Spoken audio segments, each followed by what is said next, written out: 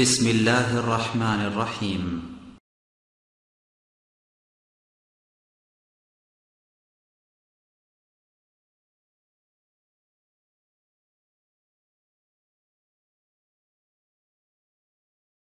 لا إله إلا الله. الحمد لله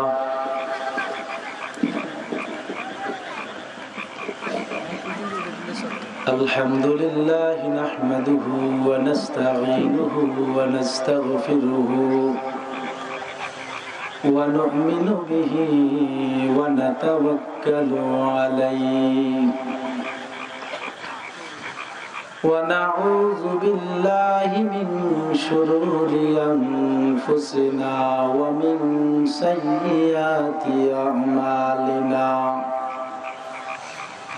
من يهد الله فلا مضل له ومن يضلله فلا هادي له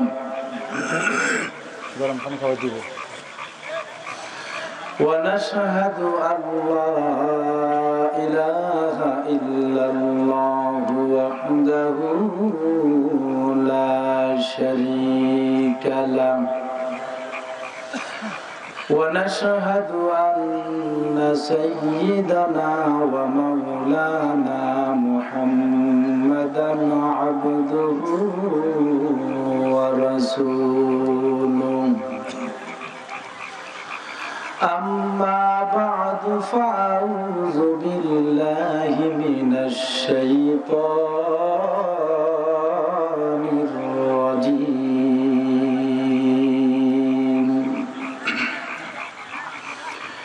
بسم الله الرحمن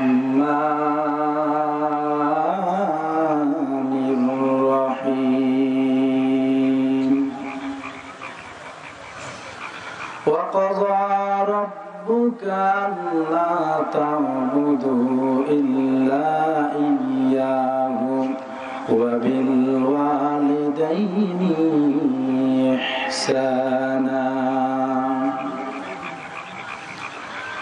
وقال تعالى في شأن حبيبه ومحبوبه ومعشوقه مكبرا وآمرا إن الله وملائكته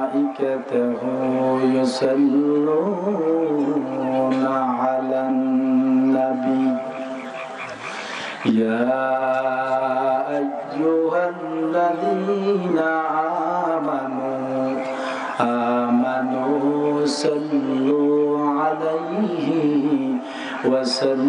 وسلموا تسليما اللهم صل على محمد وعلى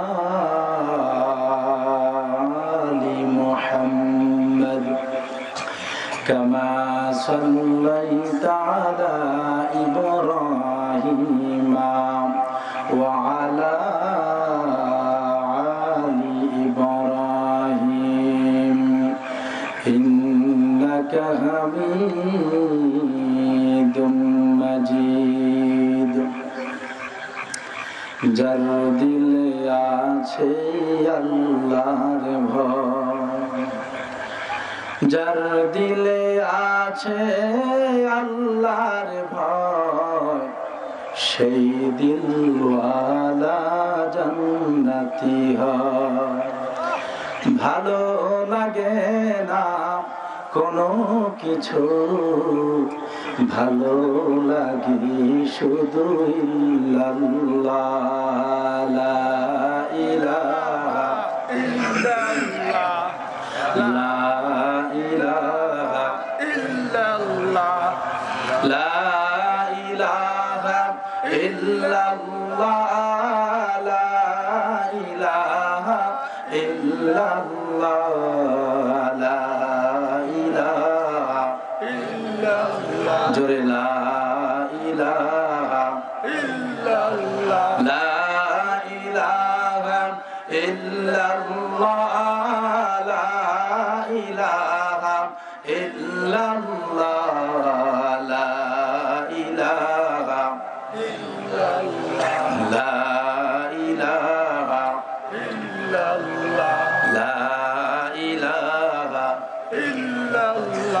সম্মানের মালিক যে আল্লাহ, অসম্মানের মালিক সেই আল্লাহ।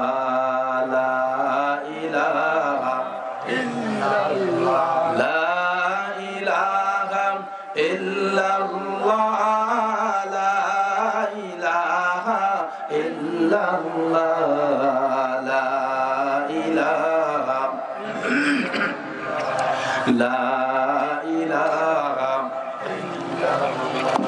লা ইলাহা ইল্লাল্লাহ, লা ইলাহা ইল্লাল্লাহ, মুহাম্মাদুর রাসূলুল্লাহ।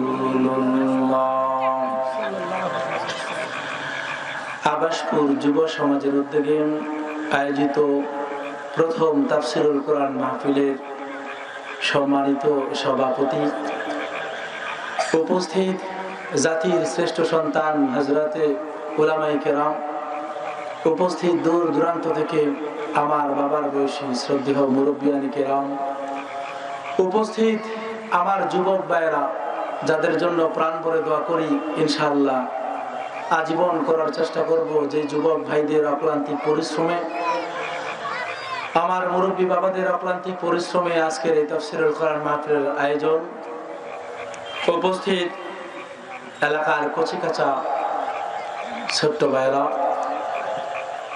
পর্দার আড়ালে অপেক্ষমান আমার সম্মানিত মা বোনেরা, মহান মনিবের দরবারে যে মনিব আমাকে কণ্ঠ দিয়েছেন, যে মনিব আমাকে বিবেক দিয়েছেন, যে মনিব আমাকে আজকের এই ময়দানে আসার তৌফিক দিয়েছেন, যে মনিব আজকে কণ্ঠ দিয়ে বলার তৌফিক দিয়েছেন, কিছু ভাইদেরকে শোনার জন্য তৌফিক দিলেন, সবই সে আল্লাহর কুদরত ছাড়া কেউ পারবে না। ঠিক না ঠিক?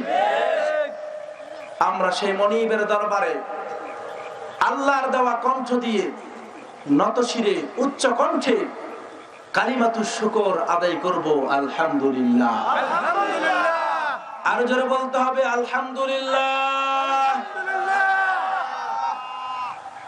কণ্ঠ দিলেন যিনি, শুকর গুজার করব তার। ঠিক না ঠিক? যোগ্যতা দিলেন যিনি, তারই কথা বলবো। আল্লাহর কোরআন থেকেই কথা বলা হবে, নবীর হাদিস থেকেই কথা বলা হবে। এতে যদি কারো মনে কষ্টও আসে, আমার কোনো কিছু আসে যায় না। ঠিক না ঠিক? আমার বন্ধুগণ, কোরআন নাযিল করেছেন যে আল্লাহ, সে আল্লাহ তোমাকে আর আমাকেও সৃষ্টি করেছেন। এই সুন্দর বসুন্ধরা সেই রব্বুল আলামিন সৃষ্টি করেছেন। সুতরাং আল্লাহর দেওয়া কণ্ঠ দিয়ে, আল্লাহর দেওয়া বিবেক দিয়ে, আল্লাহর দেওয়া আল্লাহর সৃষ্টি আল কোরআন থেকেই কথা হবে। এর মাঝে কে কে মনে কষ্ট নিবে একটু হাত উঠেই দেখাই। কার কষ্ট আসবে না? যদি আমার পক্ষে আর বিপক্ষে আসে, কোনো কষ্ট আসবে? আমার বাবার পক্ষে হয়তো বা বিপক্ষে আসতে পারে, কষ্ট আসবে? কারণ এই কোরআন যিনি দিয়েছেন তারে তো মুসল, তারে তো সৃষ্টি আমরা। কি বলেন? ঠিক না ঠিক? কাজে কোরআন থেকে কথা বলবো। আমার পীরের বিরুদ্ধে গেলেও আমার কিছু আসে যায় না। ঠিক না ঠিক?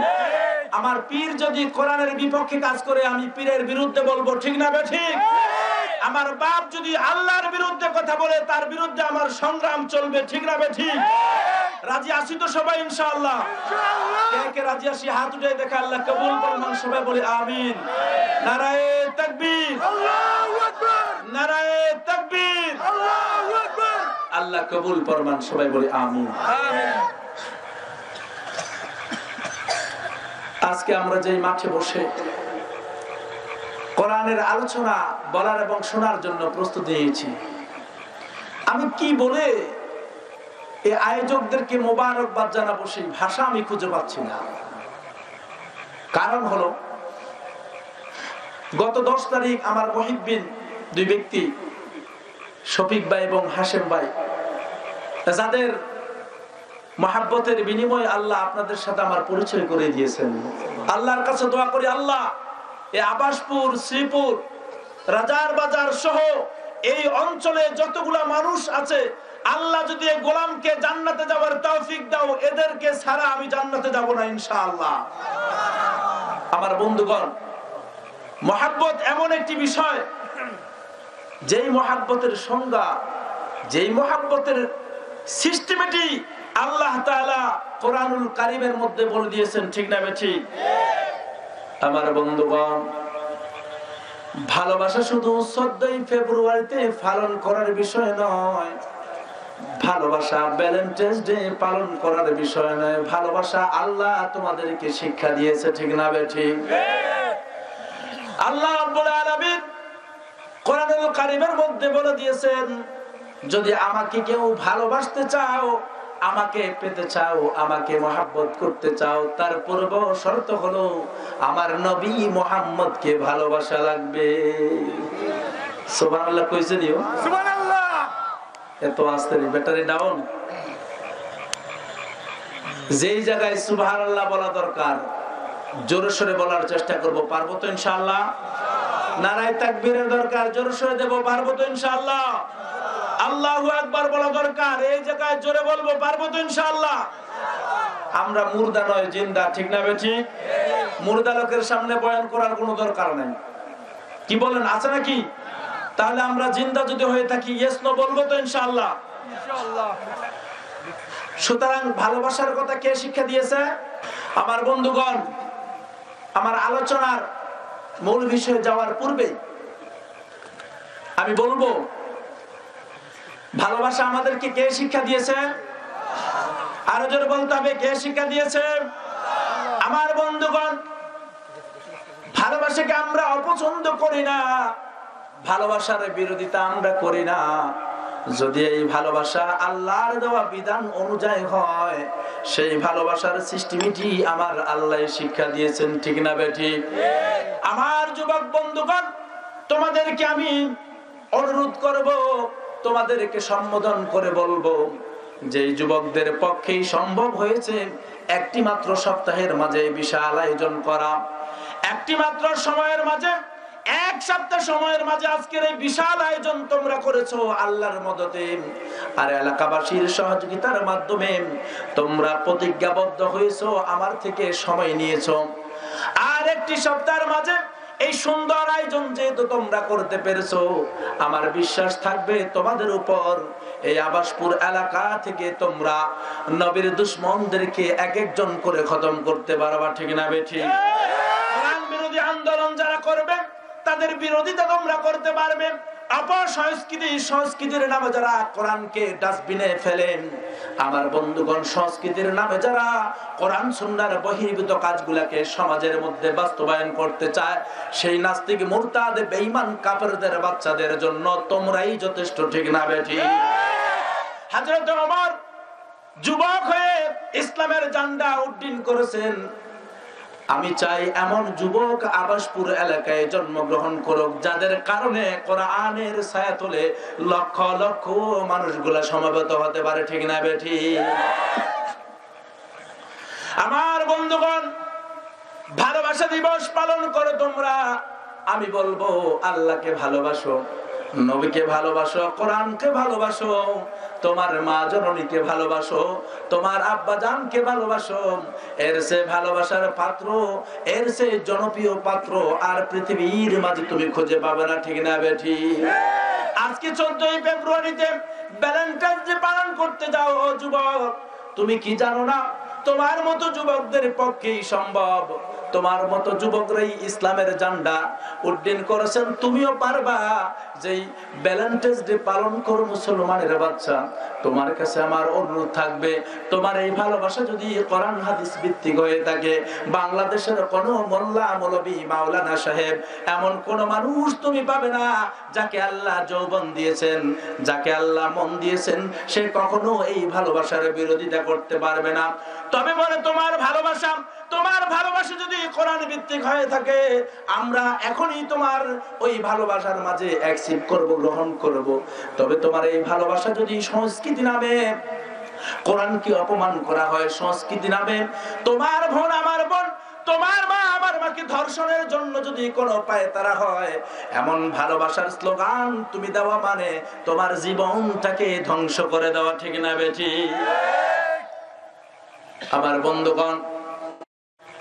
আমার বন্ধুগণ ভালোবাসা এমন পরিস্থিতি হয়ে গেছে, ভালোবাসা রাস্তার মোড়ে বিক্রি হয়, ভালোবাসা এমন একটি পরিস্থিতি হয়ে গেছে শহর বন্দর গ্রামগঞ্জে কোথাও এমন কোন সিস্টেম নেই যে সিস্টেমের মাঝে মানুষ আজকে নিজের জীবনটাকে ধ্বংস না করে দিচ্ছে, ঠিক না বেঠিক? আপনি দেখেন, এক হচ্ছে মোবাইলের মাধ্যমে যুবশ্রেণী আজকে নষ্ট হয়ে গেছে। আমার বন্ধুগণ চ্যানেলের মাধ্যমে আজকে যুবশ্রেণী ধ্বংসপ্রাপ্ত, ঠিক না বেঠিক?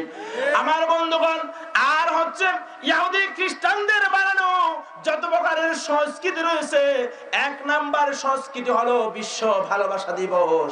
আমি বলবো এই বিশ্ব ভালোবাসা দিবস কখনো মুসলমান স্বীকৃতি দিতে পারে না, ঠিক না বেঠিক? এই বিশ্ব ভালোবাসা দিবসের সূচনা কোথায়? এই বিশ্ব ভালোবাসা দিবস রোম সম্রাট 270 খ্রিস্টাব্দে তার যুদ্ধের পায়তারা ছিল বেশি যুদ্ধ করার জন্য তার সিদ্ধান্ত ছিল।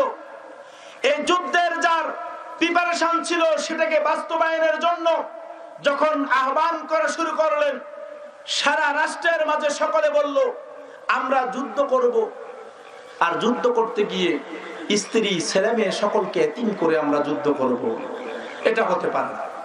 সে সিদ্ধান্ত নিয়ে নিলেন, আমার সিদ্ধান্ত। আবার ভিন্নভাবে আন্দোলন শুরু হয়ে গেল, বিপ্লব শুরু হয়ে গেল। এই প্রস্তাবকে আমরা গ্রহণ করব না। আর এক বুদ্ধিজীবী মাতি এসে বলল এই প্রস্তাবকে উগ্র করা যাবে, আমরা বিদ্রোহ করব, এই প্রস্তাব গ্রহণ করা যাবে না।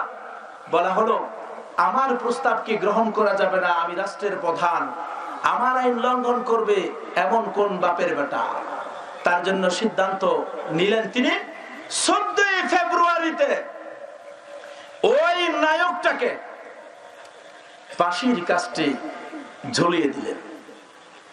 আর এই 14 ফেব্রুয়ারিতে ফাঁসির কাস্টে ঝুলিয়ে দেওয়ার কারণে সেই 270 খ্রিস্টাব্দ থেকে আজ 2017 পর্যন্ত তথা পৃথিবী মনে হয় যতদিন থাকবে ততদিন পর্যন্ত এই 14 ফেব্রুয়ারি ভালোবাসা দিবস মানে ওই যে যিনি বিদ্রোহ করেছিলেন তাকে ফাঁসি দেওয়ার ফলে আজকে যুবশ্রেণী বোকার সাগরে বাস করে তারা 14 ফেব্রুয়ারিতে ভালোবাসা দিবস পালন করতেছে। আমি বলবো এই ভালোবাসা দিবস মুসলমানদের সংস্কৃতি নয়, এই ভালোবাসা দিবস কোরআন সংস্কৃতি নয়, এই ভালোবাসা দিবস নবীদের থিওরি নয়, এই ভালোবাসা দিবস আলেমদের থিওরি নয়, এই ভালোবাসা দিবস বাংলার তাওহীদি জনতার থিওরি না, ঠিক না বেঠিক? আমার বন্ধুগণ 14 ফেব্রুয়ারি আগের দিন ছিল 13 ফেব্রুয়ারি, আমার মাহফিল ছিল ঢাকায়, যাচ্ছিলাম মাহফিল করব। পথে আমাদের ফেরি থেকে স্টার্ট, ফেরি থেকে দেখতে পেলাম যুবতীরা যত প্রকারের সাজ সজ্জা আর ফুল দিয়ে মাথার মধ্যে এইভাবে বেনিবা, আমরা যে পাগড়ি দিছি ওরা ফুল দিয়ে দিছে। এখন বলতে পারেন হুজুর আপনি তো হুজুর মানুষ সাথে তাকাইলেন কেন? কি বলেন? প্রশ্ন জাগে না? ঘুমাই গেছে সবাই, প্রশ্ন জাগে না? হুজুর আপনি আলেম মানুষ এদিকে তাকাইলেন, কেমন কথা? আবার বলবেন যে হুজুর এটাও জানি যে আপনারা মোল্লারা বাঁচতে পারেন, হ্যার হুর তো আপনারা জানেন, এই কারণে আপনারা বাঁচতে পারবো না, আমরা বাঁচতে পারবো না। আরে ভাই আমিও আল্লাহর বান্দা, তুমিও আল্লাহর বান্দা, তুমি যদি বাঁচতে পারো আমিও পারবো, তুমি না পারলে আমি কোথা থেকে পারবো? কি বলেন? পথে যখন চলা হয় তখন তো একটু নজর পড়তেই তো পারে, ঠিক না বেঠিক? পরবর্তীতে যদি আমি ভালো লাগলো আবার তাকালাম তাহলে কবিরা গুনাহ হবে, ঠিক না বেঠিক? সুতরাং আলেম ওলামা কখনো ইচ্ছে করে কবিরা গুনাহ করবে না ইনশাআল্লাহ, ঠিক না বেঠিক? রাস্তায় যাওয়ার পথে দেখলাম যে অনেক সিস্টেম। ঢাকায় গিয়ে পৌঁছার পরে যেই মহিবিল বন্ধু আমাকে আগিয়ে নিয়ে যাচ্ছে, সে বললো যে ভাই একটু আগে আমি ফেসে একটা জিনিস দেখলাম। তো বললো যে, আমি বললাম যে কি? একটা মেয়ে তার মাকে বলছে, মা আজকে আগামীকালকে তো 14 ফেব্রুয়ারি ভালোবাসা দিবস, তবে আমি আজকে 13 তারিখ, আজকে সকাল থেকে বেরিয়ে যাব। মা প্রশ্ন করলো কেন? বললো যে আমার তো বয়ফ্রেন্ড অনেক, একদিনের সময় তাদেরকে সময় দিয়ে আমি কভার করতে পারবো না। নাউজুবিল্লাহ বলেন। মাকে বললো মা এই একদিনের সময় আমার যতগুলা বয়ফ্রেন্ড আছে তাদেরকে সময় দেওয়ার মতো সময় আমার কাছে নেই, সুতরাং 13 তারিখ 14 তারিখ 15 তারিখ বিকেল বেলা আমি আসবো, তাহলে পরে কিছুটা বয়ফ্রেন্ডদের মন রক্ষা করা সম্ভব হবে। আমার বন্ধুগণ, এই কি সংস্কৃতি? এই সংস্কৃতি কি আমাকে জান্নাতের পথে নিবে না জাহান্নামের পথে নিবে? আমার বন্ধুগণ,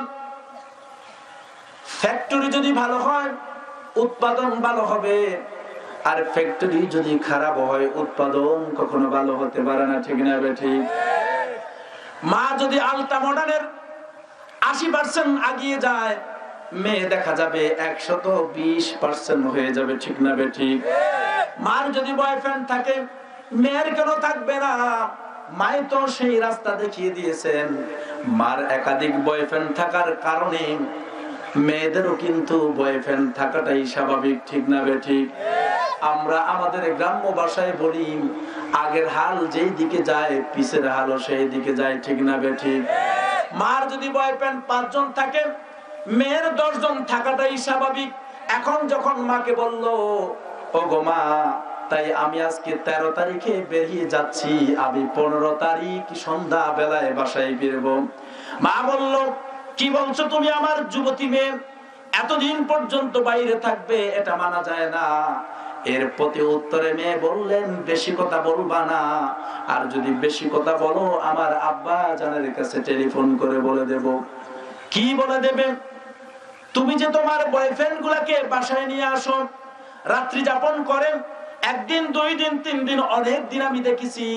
ওগোমা, তুমি যদি বয়ফ্রেন্ডের সাথে রাত্রি যাপন করতে পারো 3 দিন, সেই অনুপাতে আমি করার দরকার 6 দিন, কাজেই কোনো কিছুই বলার তোমার অধিকার না। আচ্ছা বলেন তো, এমন ঘটনা ঘটেনি কি? আমার বন্ধুগণ, এই যদি মুসলমানদের সংস্কৃতি হয়, এই যদি আমাদের আকীদা হয়, এই যদি আমাদের পরিবেশ হয়, আর এরপরেও গালি দেয় যে আল্লাহর কি অপরাধ আমি করলাম, আমার 2টা মেয়ে বিবাহ দিলাম, একটা স্বামীও ভালো পড়লো না, গাঞ্জুরি পড়লো, মদুদি পড়লো, 2টা ছেলেকে বিবাহ করালাম, একটা পুত্রবধূ ভালো পড়ে নাই, কেন এই অবস্থা? একটা পুত্রবধূ আমাকে ভাত দেয় না, কাপড় দেয় না, আমার কোনো সেবা যত্নের কাছেও থাকে না।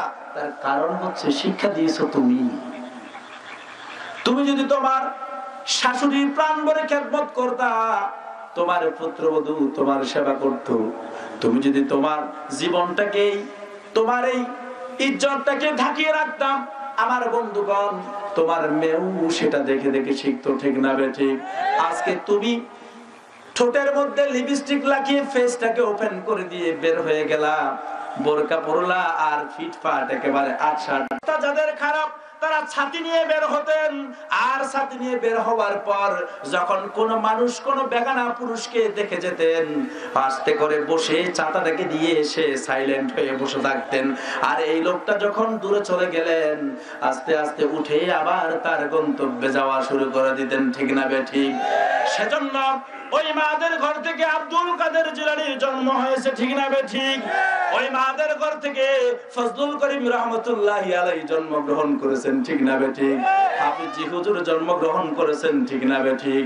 কাসেম নানুতুবি, হুসাইন আহমদ মাদানী, ইদ্রিস কান্দুলবি জন্মগ্রহণ করেছেন, ঠিক না ঠিক? আমার বন্ধুগণ, আজকে আমাদের ছেলে সন্তানরা মায়ের পেট থেকে বের হওয়ার পরে জি বাংলা, স্টার জলসা আর যত প্রকারের রাক্ষসী আছে ওগুলাকে মুখস্থ করে বের হয়, ঠিক না ঠিক?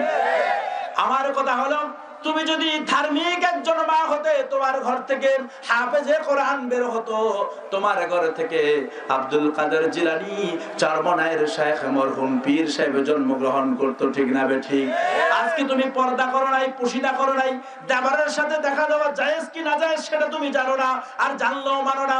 বেগানা পুরুষদের সাথে দেখা করেছো, টেলিফোনে অপরিচিত লোকদের সাথে কথা বলেছো। বিশ্ব নবী বলেছেন, তোমার সাথে যদি কারো কথা হয়, বেগানা কোনো মানুষ যদি এসে যায়, নিতান্তই যদি তার সাথে তোমার সাক্ষাৎ হয়তো বা কথা বলার প্রয়োজন হয়ে যায়, এমন কর্কশ ভাষায় কথা বলবা যাতে বলে তোমার প্রতি সে 1% আসক্ত না হয়।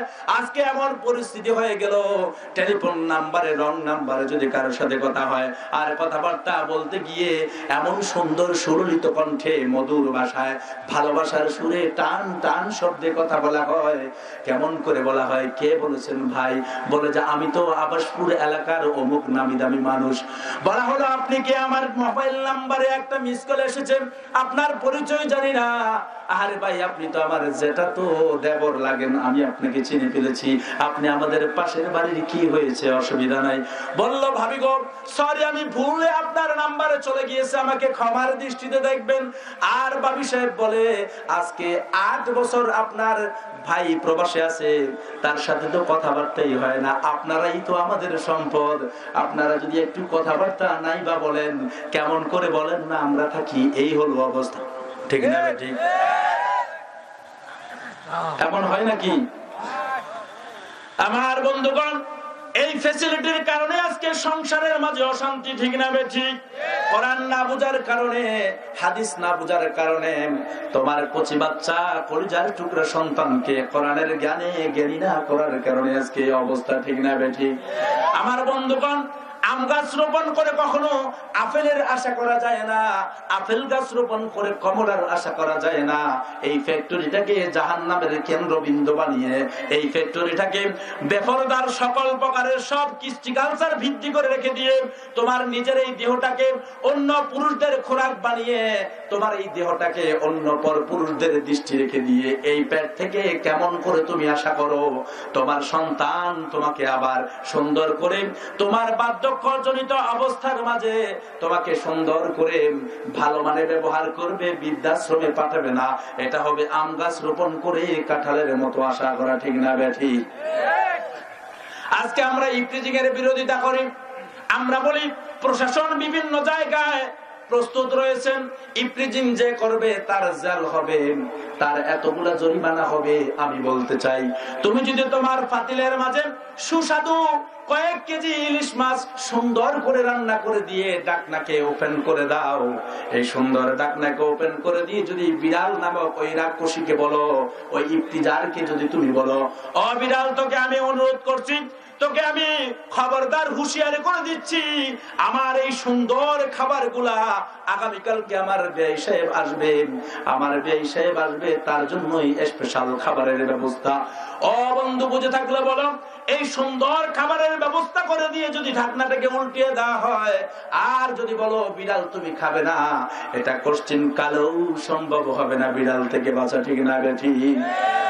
তুমি তোমার পোশাক আশাক, তোমার সবকিছু নগ্নতার শীর্ষে পৌঁছে গেলা, রাস্তায় যখন বেরিয়ে গেলা, সিলেটের একটি ঘটনা আমার মনে পড়ে যায়। সিলেটের 2 জন তালেবুল ইলম মাদ্রাসায় পড়ে, তারা মাদ্রাসায় যাচ্ছেন, হঠাৎ করে মাদ্রাসা থেকে ছুটি পেয়ে বাড়িতে এসে ছুটি শেষ হয়ে গেলেন, মাদ্রাসায় যাবে, এমন মধ্যে আব্দুর রহমান আর শরীফ উদ্দিন 2 জন বন্ধু একই সাথে একই ক্লাসে পড়েন, 2 জন রওনা করলেন। যেতে যেতে অনেক দূর যাওয়ার পর কোনো গাড়ির ব্যবস্থা নাই, কোনো রিকশার ব্যবস্থা নাই, হঠাৎ করে দেখলেন অনেকক্ষণ পরে একটা গাড়ির ব্যবস্থা হয়েছেন, উঠতে গিয়েছেন, অনেক ভিড়ের কারণে তারা উঠতে পারে নাই, আবার চেষ্টা করলেন, আবার ব্যর্থ হলেন, আবার চেষ্টা করলেন, আবার ব্যর্থ হলেন। এরপরে নিজ এমন একটি পরিস্থিতি দাঁড়িয়ে গেলেন, তারা নিজেরাই একেবারে পাগলামির মতো হয়ে গেল, কেমন করে মাদ্রাসায় পৌঁছা যায়, একটু পরেই ঘন্টা অনুষ্ঠিত হয়ে যাবে। অনেক চেষ্টার পর শেষ একটি গাড়ি যখন আসতেছিলেন, ওই গাড়ির মাঝে উঠতে যাবেন, উঠতে যাওয়ার সময়ের মাঝে একজন ভদ্রলোক, একেবারে হ্যান্ডসাম, যত প্রকারের মডেল দরকার, একেবারে আলট্রা মডার্ন একজন যুবক এসে উপস্থিত হলেন। আমার বন্ধুগণ, বলতে চেয়েছি, পরিশেষে যখন গাড়িটা আসলেন, আর গাড়ি আসার পরে যখন উঠতে গেলেন, যুবক ভাই বলল, খবরদার মোল্লার গোষ্ঠী, তুমি এখন উঠবা না, পরে উঠবা। এখন শরীফউদ্দিন আগাইতে গেলেন, ওই হ্যান্ডসাম স্মার্ট ছেলে বলল, তুমি আগাইতে পারবা না, পিছিয়ে যাও। বলল আরে ভাই বাংলার জমি তুমিও বাস করো আমিও বাস করি, তুমিও যেই দেশের মধ্যে বাস করো আমিও সেই দেশের মধ্যে বাস করি, তুমিও এই দেশের নাগরিক আমিও এই দেশের নাগরিক, কাজেই আমি কেন উঠতে পারবো না? সে বলল মোল্লার গোষ্ঠী তোমরা তো সমাজের মধ্যে অপদার্থ, তোমরা জাতির জন্য বোঝা, কাজেই এ সমস্ত কাজেই তোমরা পিছে থাকবে। অনেক রাগারাগির পর পিছনে চলে গেলেন। ওই মডার্ন আলটা মডার্ন ছেলেটা উঠতে চাচ্ছেন, এমন অবস্থায় দেখা গেল তার সাথে আরেকজন এমন একজন লেডিস যাকে দেখলেই পরে সাথে সাথে হয়ে যাবে জন্ডিস, এমন একজন লেডিস এসে তার সাথে অ্যাড হয়ে গেলেন। দুজন উঠে গেলেন। পরিশেষে ওই দুই বন্ধু গাড়িতে উঠলেন। ওঠার পর অনেক দূর গেলেন। তাদের গন্তব্যে ওই দুইজন তালেবুল ইলম নেমে গেলেন। আমার বন্ধুগণ নামার পরে ওই যুবকরা আরেকটু সামনে এগিয়ে গিয়ে নামলেন। কিছু দূর যাওয়ার পর যুবকরা দুইজন মাদ্রাসার তালেবুল ইলমরা চিন্তা করলেন এমন কি বেশভূষা হতে পারে, ইসলাম তো কখনো এটাকে স্বীকৃতি দেয় না। মশারির মতো এমন একটি পোশাক পরলেন যার সম্পূর্ণ দেহটা অন্যজনে দেখতেছেন। বাইরে কেমন দেশের মধ্যে বাস করি, মা বোনদের ইজ্জত নিয়ে টানাটানি এমন একটি কথা আলোচনা করতে করতে তারা যাচ্ছিলেন। কিছুক্ষণ পর দেখলেন তাদের পিছনে পিছনে মনে হচ্ছে কে জানে আসতেছেন। আর যখন আস্তে আস্তে যাচ্ছেন ওই তালেবুল ইলম মাদ্রাসার নিকটতম অবস্থায় চলে আসলেন। তারা ওদিকে ঢুকবে এমন অবস্থায় দেখলেন যেই ছেলেটা, যেই নগ্ন ছেলেটা গাড়ির মধ্যে এই মোল্লা দুজনের সাথে তর্কে লিপ্ত হয়েছেন, তিনি আর তার গার্লফ্রেন্ড দুজনই পিছন দিয়ে আসতেছেন। আর পিছন দিয়ে যখন আসতেছেন আস্তে আস্তে তারা শুধুমাত্র আলেম ওলামাদেরকে তিরস্কার করে কথা বলছেন। এরা পুরাতন মডেলের লোক, এরা মডার্ন বোঝে না, আলটা মডার্ন বলতে কিচ্ছু বোঝে না, এরা একেবারে প্রাচীনতম লোক, এদের সাথে কথা বলে লাভ নেই, এজন্যই মোল্লারা আগেইতে পারে না। এই কথা বলেন হুজুররা এই রাস্তায় যাচ্ছেন, ডান দিকে বাম দিকে যুবক আর যুবতী যাচ্ছেন। কিছু দূর যাওয়ার পর হঠাৎ করে রাস্তার মাঠে রাস্তার পাশে দিয়ে বসা 7-8 জন যুবক বখাটে ছেলে বসা আছেন। বখাটে ছেলেগুলা বসে থেকে কিছুক্ষণ পর একজনে বলে উঠলো, আরে অনেকদিন হয়ে গেল, মজা করার মতো কোনো সুযোগ হলো না, এমন সুন্দর একটা জিনিস আসতেছে, তাকে দিয়ে অনেক কিছু মজা করা যাবে। এই কথা বললেন। আরেকজন বলল, হ্যাঁ অবশ্যই তুমি ঠিক বলেছ, খুব রূপসী, তার চেহারার মাঝে আমরা সকলেই ফেল, এত সুন্দর একজন মেয়ে দেখে আমরা কেমন করে নিজেদেরকে কন্ট্রোল করি। আমার বন্ধুগণ যুবক যুবতী দুজনেই পাশাপাশি। এই অবস্থায় যখন 7-8 জন বখাটে ছেলে এমন কথা বললেন আর বলল, এই যুবক তুমি কোনো কথাই বলতে পারবা না, তোমার এই বান্ধবীকে আমরা নিয়ে যাব। সে বললেন, এটা কেমন করে হয়? তোমরা কি বলছো? তোমাদের মাঝে কি কোনো মা বোন নেই? তোমাদের কি বাড়িঘর নেই? তোমাদেরকে দিন ধর্ম নেই? বলা হলো। এই কথা বলার পরে বলল, কোনো কথা নাই, কোনো কথা বলতে পারবা না। সাথে সাথে তাকে অস্ত্র দেখিয়ে তাকে পিছনের দিকে নিয়ে হাত পা দুটাকে বাঁধাই করে আর বলল, এভাবেই চেয়ে থাকবি, আমরা আমাদের চাহিদা মতো চাহিদা মিটিয়ে নেব, কোনো কথা বলার সুযোগ নাই, বলতে পারবি না, আর যদি বলিস তাহলে সাথে সাথে তোকে আমরা একেবারেই জীবনটাকে বিলীন করে দিয়ে দিব। কোনো আওয়াজ নাই। তাকে একসাথে এক সাইডে হাত বন্ধ করে রেখে দিলেন আর চক্ষুটাকে বন্ধ করলেন। আর যুবকদের মাঝে থেকে এক ভাগ তাকে এমন ভাবে নির্লজ্জ অবস্থায় ব্যবহার করতেছেন। করার পরে 2 জন তাকে পাহারা দিচ্ছে। এরপরে পাহারা দেওয়ারা শেষ করে অন্যজন যখন তাদের চাহিদা মিটলো তারা চলে আসলেন। এই 2 জনও সেখান থেকে গেলেন। ওদিকে কিন্তু মাদ্রাসার ছাত্রগুলা তালেবুল ইলমগুলা চিন্তায় একেবারে ফিরেশান হয়ে গেল। আহারে দেখলাম এদিকে যাচ্ছেন, হঠাৎ করে সুর গোল আর চিল্লাচিল্লি শুনলাম। এই মেয়েটা কোন দিকে গেল, ছেলেটা কোন দিকে গেল। বকাটে ছেলেগুলা রাস্তায় দেখলাম কি জানি কি হয়ে গেল। এই ছেলেগুলা আমি বলবো যারা আল্লাহওয়ালা, দিনদার, মুত্তাকি, ফরজগার, তারা কখনোই কোনো মানুষের অমঙ্গল কামনা করে না। এই ছোট্ট কচি 2টি বাচ্চা মাদ্রাসার ছাত্র, তারা শুরু লগ্ন থেকেই কোরআনের তালিম পেয়ে যাচ্ছে। শুরু লগ্ন থেকেই তারা নগ্নতাকে বর্জন করে যাচ্ছে। এটাই তাদের জন্য শিষ্টাচারপূর্ণ শিক্ষা। তাদের ওস্তাদ মহোদয় তাদেরকে এমন শিক্ষা দিয়েছেন, এরা ফেরেশান হয়ে আস্তে আস্তে এদিকে আগাচ্ছেন। আর আগানোর পরে যখন কিছু দূর গেলেন, যাওয়ার পরে দেখলেন ওই যুবকটা যে তিরস্কার করেছিলেন, উপহাস করলেন, সেই যুবকটা চিত হয়ে পড়ে আছে। প্রশ্ন করা হলো, ভাই তোমার এই দশা কেন, কি অবস্থা, কেন হয়ে গেল এমন? বলল, ভাই রে আমাকে মাফ করে দাও, আমি তোমাদেরকে চিনতে পারি নাই। নাই। আমি তোমাদেরকে অনেক উপহাস করে কথা বলেছি, অনেক তিরস্কার করে কথা বলেছি।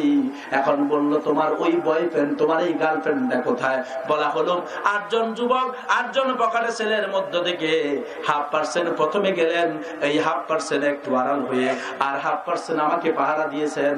এরপরে তারা তাকে নিয়ে গিয়েছেন। এরপরে দেখা গেল ওই মাদ্রাসার ছাত্রগুলো এসে যখন অবজার্ভ করলেন ওই মেয়েটাকে খুঁজে আর পাওয়া যাচ্ছে না। অনেকক্ষণ খোঁজার পর দেখলেন একেবারে আবর্জনা আর কাঁচরা ডাস্টবিনের মাঝে ওই মেয়েটা অজ্ঞান অবস্থায় পড়ে আছেন। তার গায়ের মধ্যে কোনো প্রকারের পোশাক আশাক নেই। সাথে সাথে ওই যুবক ছেলে তার গায়ের পোশাক এবং মাদ্রাসার ছেলে তাদের পাঞ্জাবি দিয়ে ওই মেয়ের গাটাকে একটু ঢেকে দিলেন। তারপর সাথে সাথে দেরি না করে ওই পাশে দিয়ে একটা গাড়ি নিয়ে হাসপাতালে ভর্তি করলেন। আমি বলতে চাই বন্ধুরে, তোমার সংস্কৃতি যদি এমন হয়, তুমি যদি তোমার নগ্নতা, তুমি যদি 8-7 পোশাক পরে রাস্তায় বের হও আর যদি বলো ইফটিজিং করা যাবে না, এটা হবে বোকার সাগরে বাস করা, ঠিক না বেঠি? আজকে আমার সমাজ ধ্বংস, আমার যুব শ্রেণী ধ্বংস, আমার যুবতী মায়েরা বোনেরা ধ্বংস। একমাত্র কারণ হলো কোরআনের দেওয়া বিধান, পর্দা নামক এই বিধানটাকে লঙ্ঘন করার কারণে, ঠিক না বেঠি?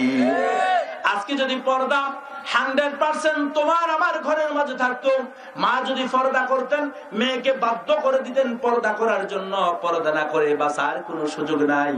আমার বন্ধুগণ, মা পর্দা না করার কারণে মেয়েও পর্দা করে না, আর পর্দা না করার কারণে ইফটিজিং এবং জেনা ব্যভিচার বেশি বেশি বৃদ্ধি পাচ্ছে, ঠিক না বেঠি? এই কোরআন মুসলমানদের সংবিধান নয়, সারা পৃথিবীর সকলের সংবিধান, ঠিক না বেঠি? আমার বন্ধুগণ, আমরা আজকে থেকে আমার যুবতী বোন যিনি আছেন তাকে কখনো আমরা 8-7 টাইট ফিট কোন বোরকা পরানোর জন্য অনুমতি দেব না। পারবো তো ইনশাআল্লাহ? কোন কোন ভাই পারবো? হাত উঠিয়ে দেখাই। আল্লাহ কবুল ফরমান, সবাই বলি আমিন। নারে তাকবীর, নারে তাকবীর। আল্লাহ কবুল ফরমান, সবাই বলি আমিন।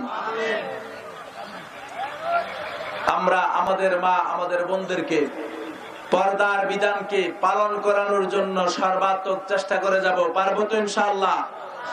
বলেন পারবো তো ইনশাআল্লাহ? ঘরের মধ্যে মোবাইল থাকবে। এই মোবাইল শুধু মুহররম আর গায়রে মুহররম, সহজে বলে দিই, মুহররম কে আর গায়রে মুহররম কে। যার সাথে বিবাহ বন্ধন জায়েজ, যতগুলা লোকের সাথে বিবাহ বন্ধন জায়েজ, এই সবগুলো হলো গায়রে মুহররম, গায়রে মুহররম, ঠিক না ঠিক? সুতরাং এই বিবাহ বন্ধন জায়েজ যাদের সাথে, এদের সাথে কথা বলাও না জায়েজ, ঠিক না ঠিক? দেখা করা, জোরে বলেন, দেখা করা, টেলিফোনে কথা বলা। সুতরাং গায়রে মুহররম যতগুলো আছে কারোর সাথে দেখা করব না। এবং কি আমাদের যুবক যুবতী বোন যারা আছে, আমাদের বোনদেরকে টেলিফোন রিসিভ করার জন্য আমরা সুযোগ দেব না, ঠিক না ঠিক? এই টেলিফোন রিসিভ করার সুযোগ করে দিয়ে 1 দিন 2 দিন 3 দিন 4 দিনের মাথায় ওই বিড়াল নামক ইফতিজার যারা, তারা আমার বোনকে দর্শন করতেছে, ঠিক না ঠিক? আমার বোন বিশ্ব ভালোবাসা দিবস পালনের জন্য ঘর থেকে বেরিয়ে যাচ্ছে, ঠিক না ঠিক? আমার বোন বেপরদায় নিজের জীবনটাকে বিলীন করে দিচ্ছে, ঠিক না ঠিক? সুতরাং আমাদের বোনদেরকে আমরা কোন অপরিচিত লোকদের সাথে টেলিফোনে কথা বলার জন্য সুযোগ করে দেব না, ঠিক না ঠিক? পারবো তো ইনশাআল্লাহ? মাদ্রাসায় যাবে, স্কুলে যাবে, কলেজে যাবে, আমার মা বোনদেরকে বোরকা পরানোর জন্য আমরা সর্বাত্মক চেষ্টা চালিয়ে যাব, ঠিক আছে তো ইনশাআল্লাহ? বোরকা কেমন হবে? মেয়েদের পুরা বডি, অল বডি হচ্ছে ফর্দা, ঠিক না ঠিক? এই পুরাটাই ফর্দা করা লাগবে, তাদের কণ্ঠটাও ফর্দা, ঠিক না ঠিক?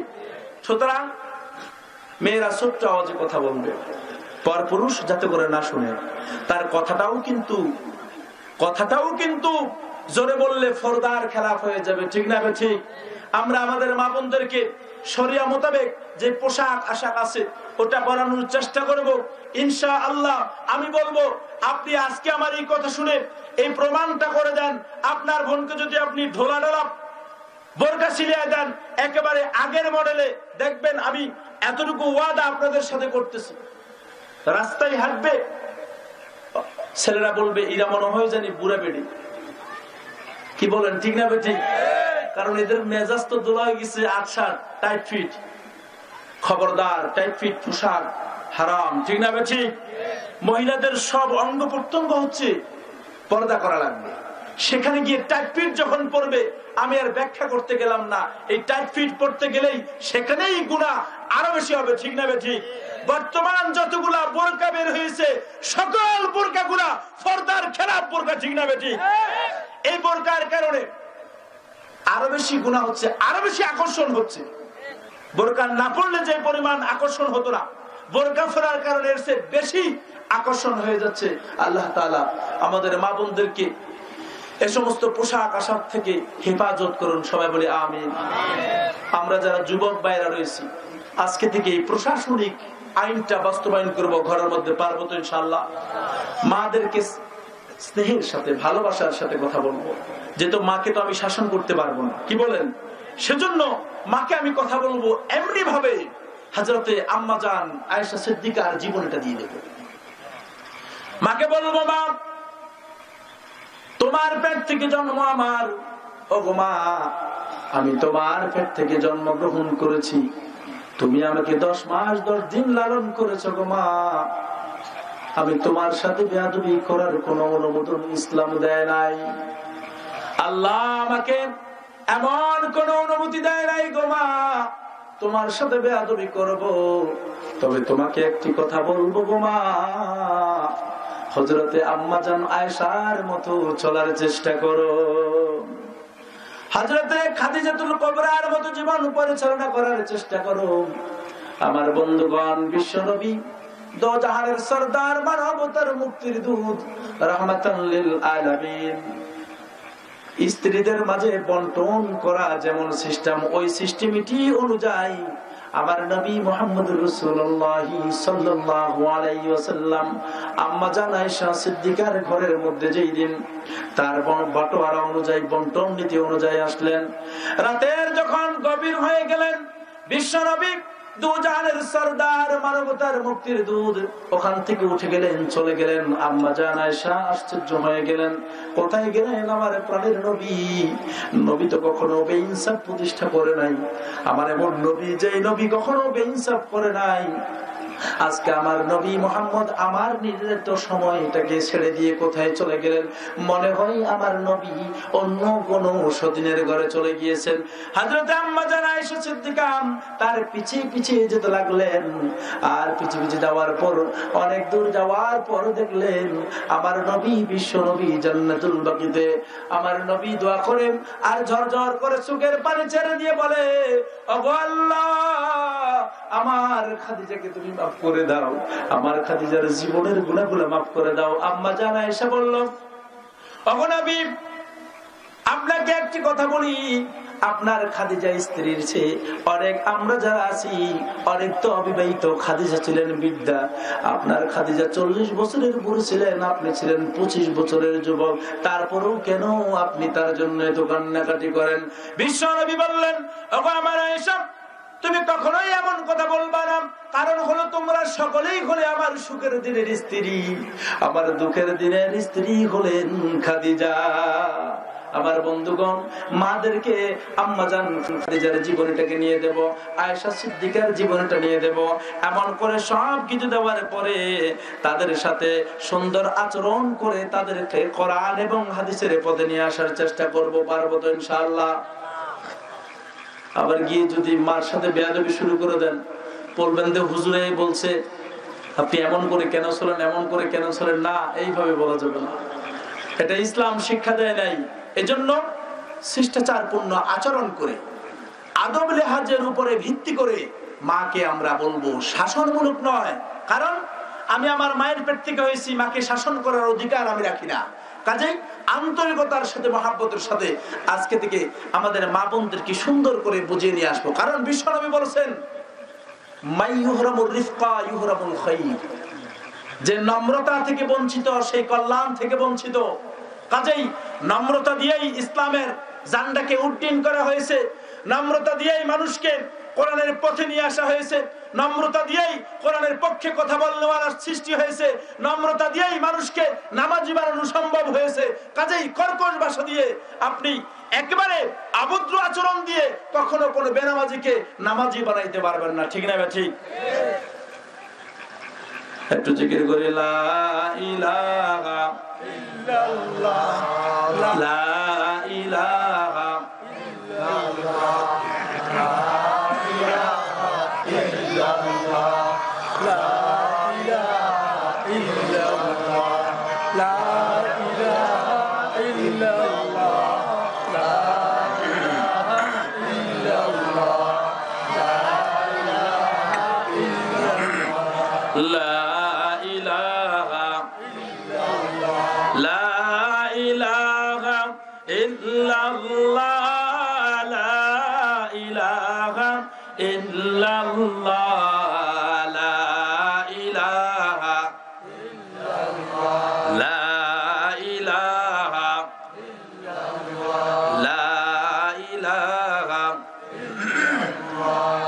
লা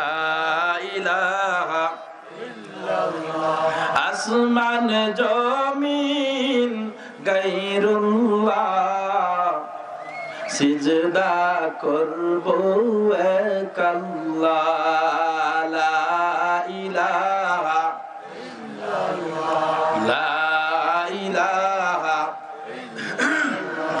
লা ইলাহা ইল্লাল্লাহ, লা ইলাহা ইল্লাল্লাহ, লা ইলাহা ইল্লাল্লাহ, লা ইলাহা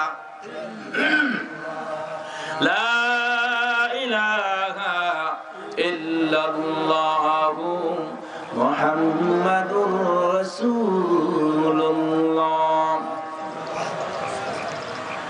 বর্তমান প্রেক্ষাপটে এই কথাগুলা বলা একান্ত প্রয়োজন মনে করে বলেছি। কেউ রাগ করেছেন? জোরে সরে বলেন, রাগ করেছেন? আপনি যদি রাগ করেন তারপরও আমার কিচ্ছু করার নেই, কারণ আজকের এই মাঠে বসে যদি এই অপসংস্কৃতির বিরুদ্ধে কথাগুলা না বলা হয়, ভণ্ড প্রতারক ধোঁকাবাজ নাস্তিকদের বিরুদ্ধে কথাগুলা না বলা হয়, কিয়ামতের ময়দানে আপনারা সকলেই বসে আমার বিরুদ্ধে আল্লাহর আদালতে ট্রাইব্যুনালে মামলা করবেন, ঠিক না? ঠিক। যদিও বলেন এখন মহাব্বতের ঠেলায় হয়তো বা বলবেন, হুজুর এই যে অপেক্ষা আপনার জন্য, কত কষ্ট, এক সপ্তাহে আয়োজন, সুতরাং আপনার বিরোধিতা, আর আপনি কি স্বয়ং মাও তো সন্তানের বিরোধিতা করবে, পক্ষে কথা বলবে না, স্বামী স্ত্রীর পরিচয় দেবে না, স্ত্রী স্বামীর পরিচয় দেবে না, মা তার মেয়ের পরিচয় দেবে না, পিতা তার ছেলের পরিচয় দেবে না, আপনি আমি তো হলাম দূরের কথা, ঠিক না? ঠিক। সুতরাং মহাব্বতে যদিও বলেন হুজুর আপনার বিরোধিতা করব না, এটা হচ্ছে দুনিয়ার একটা নিজাম হিসেবে বলে দিচ্ছেন, তবে করবেন যে 100%। এজন্য এই ভাইরাস জনিত রোগগুলার বিরুদ্ধে ওলামায়ে কেরাম, মসজিদের ইমাম, মাদ্রাসার মুহতামিম বা প্রিন্সিপাল সকলের নৈতিক দায়িত্ব হিসেবে সে বলতেই থাকবে, চাই আপনার বিরুদ্ধে আসুক কথা, চাই আপনার পক্ষে আসুক, যেটাই হোক, তবে এই বিরুদ্ধে ওলামায়ে কেরাম অবশ্যই এই স্টেজে বসে, মসজিদের মিম্বরে বসে এই কথাগুলা বলতেই থাকবে, ঠিক না? ঠিক। আমার বন্ধুগণ, পথে আসতে আমাকে এক ভদ্রলোক একটা প্রশ্ন করেছিলেন। এই প্রশ্নের জবাবটা দিয়ে আমার অসমাপ্ত আলোচনার দিকে চলে যাব ইনশাআল্লাহ। আমাকে তিনি প্রশ্ন করলেন, হুজুর আপনারা তো বিভিন্ন জায়গায় ওয়াজ মাহফিল করেন, কিন্তু এই যে পীর মুরিদি সংজ্ঞা, এটা কোরআন হাদিস তো অ্যাকসেপ্ট করে নেই। আপনারা আলেম ওলামারা মিথ্যা একটা প্রতারণা, এই ধোঁকার মাঝে জাতিকে কেন সেদিকে লেলিয়ে দিচ্ছেন? আমি আমার ভাইয়ের সাথে তর্কে লিপ্ত হয়নি, তাকে আমি বললাম, পীর মুরিদি যদি নাজায়েজ হয়ে থাকে, আমি আপনাকে কিচ্ছু বলবো না, আপনি আল্লাহর দেওয়া কোরআনটাকে খুলে দেখেন, কোথায় আছে সেটাও বলবো না। এই কোরআনুল কারীমের A to Z, top to bottom, আপনি পুরো কোরআনটাকে, বাংলায় অনেক তাফসীর পাওয়া যায়, সেখানে আপনি পড়ে দেখেন। আপনি 1 মাস 2 মাস 3 মাস 1 বছর লাগুক, আমি আবার কার্ড দিয়ে দিচ্ছি, আপনি কার্ডটা নিয়ে যান। এরপরে আপনি অধ্যয়ন করার পরে আমাকে টেলিফোন করে বলবেন, হুজুর আমি 30 পারা কোরআন অধ্যয়ন করেছি, কোথাও পাইনি পীর মুরিদি কোন সিস্টেম। আল্লাহ পীরের কথা কোথাও বলেনি, আধ্যাত্মিক জগতের কোনো কথা আল্লাহ বলেনি, শরীয়তের রাহবার এমন কোন কথা আল্লাহ বলেনি। যদি আপনি বলেন সেদিন থেকে বুঝতে পারবো, আপনি যদি হয়তোবা আপনার অযোগ্যতায় বুঝতে পারেননি সেটা আমি বুঝবো, আর যদি বুঝে শুনে আবার বাড়াবাড়ি করতে যান সেটার উত্তর দিব। কাজেই আমি একটি কথা বলবো, পীর মুরিদি ওই ভাইকে বলেছি আপনি প্রয়োজনে একটা আয়োজন করেন, আমরা সেখানে গিয়ে বলবো পীর মুরিদি অবৈধ নয়। আপনারা কি বলেন? আরো জোরে বলেন অবৈধ নাকি? আরো জোরে বলেন অবৈধ। হ্যাঁ, তবে কথা আছে, তেলের মাঝে তো ভেজাল, তেলের মাঝে ভেজাল না। সয়াবিন তেল কিনতে গেলে অনেক প্রকারের ঝামেলা, অনেক প্রকারের ভেজাল। কতগুলা দেখা যায় নারিকেলের তেলের মতো বসে গেছে, কতগুলা খুব চকচকে দেখা যায়, কতগুলা লালসা দেখা যায়, কতগুলা একেবারে সাদা দেখা যায়, অনেক প্রকারের। বাংলাদেশে রাস্তার মোড়ে মোড়ে মাজার আর মাজার, রাস্তার মোড়ে মোড়ে দরগার দরগা। আমি বলবো দরগার দুর্গার মাঝে কোনো ব্যবধান নাই, ঠিক না বে ঠিক? দরগা পূজা আর দুর্গা পূজা সমান পূজা, ঠিক না বে ঠিক? যে পীর নিজেকে খোদা দাবি করে, নবীর থেকেও বেশি মনে করে, তার মুরিদদেরকে বলে সাজদা করার জন্য, এই নাস্তিকদের বাচ্চা কখনো পীর হতে পারে না, ঠিক না বে ঠিক? এই সমস্ত ভণ্ড প্রতারকদের কারণে ইসলাম কলুষিত হচ্ছে, ঠিক না ঠিক? সুতরাং যেই ভণ্ড প্রতারক গায়রুল্লাহকে সিজদা করা হারাম, ঠিক না ঠিক? সিজদা করার অনুমোদন যদি আল্লাহ করে দিতেন, সকল স্ত্রীগুলা তাদের স্বামীদেরকে সিজদা করতেন, ঠিক না ঠিক? সকল ছেলে মেয়েগুলা তাদের মা বাবাকে সিজদা করতেন, ঠিক না ঠিক? তোমাকে জিরে ধরেছে কি পীর তুমি? বিশ্ব নবীকে কোন সাহাবা সিজদা করেছেন? যারা বলেন সিজদা করেছেন? আজও বিশ্ব নবীর রওজার সামনে যারা গিয়েছেন, ওই রওজাকে ধরে ওই দিকে তাকিয়ে মুনাজাত করা উচিত, ঠিক না ঠিক? আমার শায়েখ, আমার ওস্তাদ যদি কোরআনের পক্ষে কথা বলে, আমরাও তার পক্ষে বলবো। কোরআন বিরোধী বলবে, হাদিস বিরোধী বলবে, ইসলাম বিরোধী বলবে, আমরা তৎক্ষণাৎ থেকে প্রত্যাখ্যান করে তার বিরুদ্ধে আচরণ করতে 1 সেকেন্ড দেরি করবো না, ঠিক না ঠিক? বাংলাদেশে এমন জির বের হয়েছে, তারা সিজদার জন্য বসে থাকে। এমন জির আছে যারা অবৈধ মেয়েদেরকে নিয়ে শুয়ে থাকে, মেসেজ করায়, নাউজুবিল্লাহ। পীর সাহেবের পাশে ডানে বামে পিছনে যুবতী মেয়েরা ডান্স দেয়, আর পীর সাহেবের শরীরটাকে মেসেজ করে, নাউজুবিল্লাহ বলেন। বেগানা নারীদের মাধ্যমে হুজুর একটু এনজয় করে, এরপরে সে আধ্যাত্মিক জগতের সবক দেয়। আমি বলবো এটা আধ্যাত্মিক জগতের সবক নয়, এটা শয়তানের শিখানো সবক দেওয়ার জন্য বসেছে, ঠিক না বেঠিক? আরে ভাই, দরবারে বসে যদি হুক্কুর হুক্কুর করে আর জিকিরের টানে সিদই কাইতুই পরে লুঙ্গি কোথায় খবর নাই, এমন জিকির অনুমোদন নাই, ঠিক না ঠিক?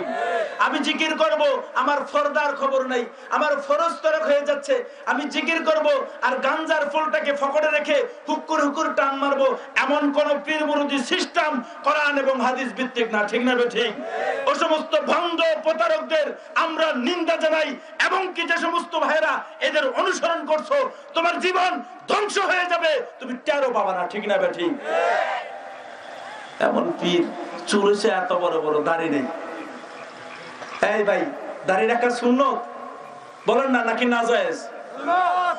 পীরের দাড়ি নেই, মুরিদের থাকবো নি? মুরিদের জিগেলাম, কিরে ভাই আপনি নামাজ পড়েন না? গায়ে মিয়া কি কর? আমি নামাজ পড়ি গাছে গাছে। হেমি বলে নামাজ কোথায় পড়ে? গাছে গাছে। গত মনে 2 মাস আগে এক পীরের সংবাদ শুনলাম, সে বলছে আমার কাছে মুরিদ হলে নামাজ রোজাই লাগবে না। নাউজুবিল্লাহ বলেন। ওরে বাবা, নামাজ রোজাই লাগবে না, বাবার কাছে মুরিদ হলে কি লাগবে না? নামাজ রোজা রাখবে না, উনি জান্নাতের সার্টিফিকেট দিয়ে দিবে অলরেডি। নাউজুবিল্লাহ মিন জালিক। উনি আরেকটা কথা বলেছেন, আমার মাঝে মুরিদ হতে পারবে হিন্দু, বৌদ্ধ, খ্রিস্টান, মুসলমান, পুরুষ, নারী, যুবক, বৃদ্ধা সব। এটা মুসলমান পীরের থিওরি হইতে পারে? বলেন থিওরি হইতে পারে? মুসলমান ইমানদারের কাছে আবার বেঈমান কেমন করে মুরিদ হয়? আরে ভাই মুরিদ ফুরিদ তো ফরের কথা, এক নম্বর তো ইমানই লাগবে। তোমার ফ্যাক্টরি নাই, তুমি উৎপাদনের শোরুম করে রাখি কি লাভ হবে? মুরিদার দিয়ে কি করবা? আল্লাহ তাআলা এই সমস্ত পায়সা কথা থেকে হেফাজত ফরমান। সবাই বলি আমিন। বিশ্ব নবীর দরবারে এসে সাহাবায়ে কেরাম বলল, ইয়া রাসূলুল্লাহ, আপনার জীবদ্দশায় আমরা এসে সকল সমস্যার সমাধান পাচ্ছি, আপনার অবর্তমানে? বলল কোরআন এবং হাদিস। কথা বলার পরে বলা হলো, কোরআন এবং হাদিস হয়তো বুঝি নাই, পারি না, পড়তে পারি না। তখন বিশ্বনবী বলেছেন, ইন্নাল উলামা ওয়ারাসাতুল আম্বিয়া। মেডিসিন দিয়েছি, মেডিসিন প্রয়োগ না করতে পারলে যেই ওষুধে তোমার জীবন বাঁচাবে, সেই ওষুধেই তোমার জীবন ধ্বংস করে দেবে। ঠিক না বে ঠিক? স্কয়ার কোম্পানির ওষুধ খুব ভালো, ব্যবহার বিধি যদি নিয়মতান্ত্রিক ভাবে না হয়, সিস্টেমেটিক অনুযায়ী যদি না হয়, এই ওষুধ তোমার পক্ষে না বিপক্ষে কাজ করবে। ঠিক না বে ঠিক? পীর মুরিদির দরকার নাই, কোরআন থেকে যদি তুমি তোমার চাহিদা মতো অর্জন করতে পারো তাহলে করো। কিন্তু ফায়জামা গরম হয়ে যাবে কোরআন শরীফ ধরলে। ঠিক না বে ঠিক? কেমনে বুঝবা তুমি কোরআনের কোন জায়গায় কি বলেছেন? কিভাবে বুঝবা? একজনে বলে, হুজুর আমি 3-4 খতম দিয়েছি কোরআন। আরে ভাই তরজমা পড়েছো তুমি, অর্থ দিয়ে সব ব্যাখ্যা করা সম্ভব নয়। তাফসীর যদি না জানো, একটি আয়াতের তাফসীর শত শত আয়াত, একটি আয়াতের তাফসীর অগণিত অসংখ্য হাদিস। সুতরাং অনেকগুলো আয়াত এবং হাদিসের মাথাহাতে গিয়ে একটা আয়াতের তাফসীর সম্পূর্ণ করে তখন তুমি সেই সঠিক তথ্যটা নির্যাসটা খুঁজে পাবে, নির্যাস একেবারে খুঁজে পাবে তখন। সুতরাং কিচ্ছু বুঝো না, শুধু অর্থ পড়েছ, অর্থ পড়ে সমাধান করা সম্ভব নয়। ঠিক না বে ঠিক? বন্ধুগণ, আল্লাহ রাব্বুল আলামিন আমাদের সকলকে ইহদিনাস সিরাতাল মুস্তাকিমের রাস্তার অন্তর্ভুক্ত করে দিক। সবাই বলে আমিন।